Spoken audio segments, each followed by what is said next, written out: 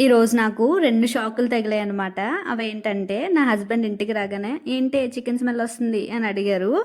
ఈరోజు ఫ్రైడే కదా! చికెన్ తింటామా అసలు? ఆలు కర్రీ చేశానని చెప్పాను. రెండోదేంటంటే, "కర్రీ ఎలా ఉంది" అని అడిగితే గాని చెప్పని మనిషి, ఒక ముద్ద తినగానే కర్రీ బావుందని చెప్పారు. ఇంకంతేనండి. అన్నం తినకుండానే నా కడుపయితే నిండిపోయింది. ఇంకా కర్రీ ఎలా చేస్తున్నానో మీరు కూడా చూసి ట్రై చేయండి. ఆలు మీద ఉన్న లేయర్ అంతా తీసేసి మీడియం సైజులో ముక్కలు కట్ చేసుకోండి. ఆయిల్ హీట్ అయిన తర్వాత ఆలు ముక్కలు వేసుకుని పైన లేయర్ అంతా కలర్ చేంజ్ అయ్యే వరకు ఫ్రై చేసుకుని ఒక ప్లేట్లోకి తీసుకోండి. తర్వాత బిర్యానీ సామాన్లు వేసుకుని కొద్దిసేపు ఫ్రై చేసిన తర్వాత పచ్చిమిర్చి ఉల్లిపాయ ముక్కలు వేసుకుని ఒక 3 మినిట్స్ ఫ్రై చేసుకుని కట్ చేసుకుని టమాటోలు కూడా వేసుకుని మెత్తగా మగ్గిన తర్వాత కొంచెం అల్లం వెల్లుల్లి పేస్ట్ వేసుకుని పచ్చివాసన పోయే వరకు ఫ్రై చేసుకోండి.